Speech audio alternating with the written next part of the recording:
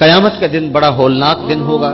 اس دن جب بندے قبروں سے اٹھیں گے تو قبروں سے برہنہ اٹھائے جائیں گے، قبروں سے جب اٹھائے جائیں گے تو وہ کفن ان سے اتار لیا جائے گا۔ یہ بات جب ام المومنین سیدہ عائشہ رضی اللہ تعالی عنہا نے سنی تو ان کا وجود تھر تھر کانپنے لگا اور عرض گزار ہوئی، یا رسول اللہ پھر ہمیں ایک دوسرے سے حیا نہیں آئے گی؟ فرمایا عائشہ معاملہ اس سے بھی آگے ہے۔ مطلب کیا؟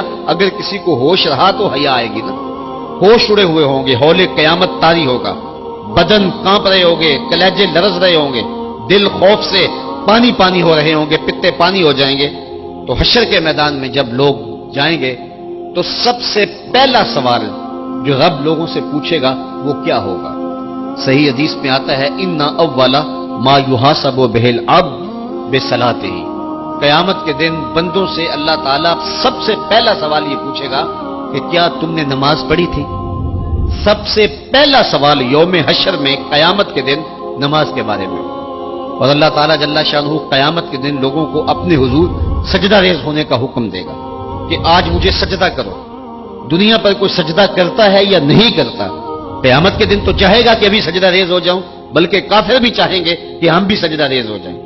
جب اللہ کی طرف سے سجدے کا حکم ہوگا تو بتوں کو سجدہ کرنے والے بھی سوچیں گے کہ آج ہم رب کو سجدہ کریں کہ اس کے حکم کی تعمیل ہو جائے، لیکن سجدہ کرنا چاہیں گے تو بے نمازیوں کی کمر اکڑ جائے گی، وہ سجدہ کرنا چاہیں گے بھی لیکن سجدہ نہیں کر سکیں گے، اور پھر رب کے سامنے جو ذلت اٹھانا پڑے گی، جو رسوائی اٹھانا پڑے گی، اس کو لفظوں کا پیراہن نہیں دیا جا سکتا۔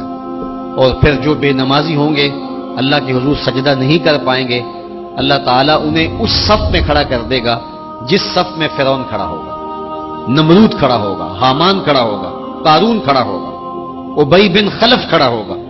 دشمنان خدا جس صف میں کھڑے ہوں گے بے نمازی کو اس صف میں کھڑا کر دیا جائے گا۔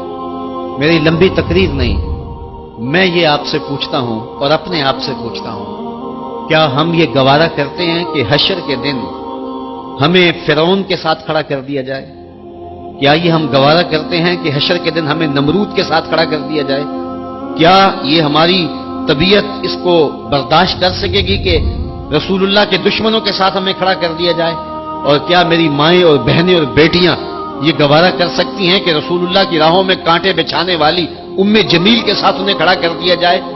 یقیناً ہم کبھی نہیں چاہیں گے، ہم یہ رسوائی کبھی برداشت نہیں کر سکتے۔ ان کے پاس کھڑا ہونا ہی قیامت ہے، ان کے ساتھ کھڑا ہونا ہی عذاب ہے، اور پھر ان کے اوپر لعنتیں بھی برس رہی ہوں گی، اور ان کے چہروں کے اوپر تارکو لک مل دی جائے گی، اور وہ رسوائیوں کے گڑے میں ہوں گے، تو ان کے ساتھ کھڑا ہونا تو بہت بڑا عذاب ہوگا۔ اور اگر کوئی تکلیف بدنی نہ بھی ہو تو ہم یہ گوارا نہیں کرتے کہ خدا کے دشمنوں کے ساتھ کھڑے ہوں۔ ہماری تو آرزو یہ ہے کہ بلال حبشی کے ساتھ کھڑے ہوں، ہماری تو تمنا یہ ہے کہ ابو ہریرہ کے ساتھ کھڑے ہوں، ہماری تو چاہت یہ ہے کہ رسول رحمت کے غلاموں کے ساتھ کھڑے ہوں، اور ہمیں نصیب ہو جائے حضور کے قدموں میں کھڑا ہونا، اہل بیت کے قدموں میں کھڑا ہونا، داتا گنج بخش علی حجویری کے پاس کھڑا ہونا نصیب ہو جائے، ہمیں بابا فرید کے پاس کھڑا ہونا نصیب ہو جائے، امام اعظم ابو حنیفہ کی قربت میں حضرت امام حسین کی قربت میں کھڑا ہونا نصیب ہو جائے۔ ہم تو یہ چاہیں گے کہ اس زمرے میں آئیں۔